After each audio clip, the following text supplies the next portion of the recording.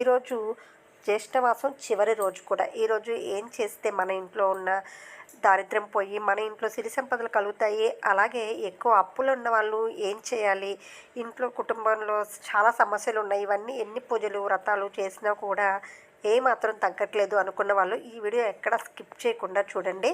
మీకైతే చక్కని పరిష్కారం దొరుకుతుంది. ఇంకా వీడియోలోకెళ్ళే ముందు మీకు ఒక చిన్న రిక్వెస్ట్, మన ఛానల్ ఎవరైనా ఫస్ట్ టైం చూస్తుంటే సబ్స్క్రైబ్ చేసుకోండి.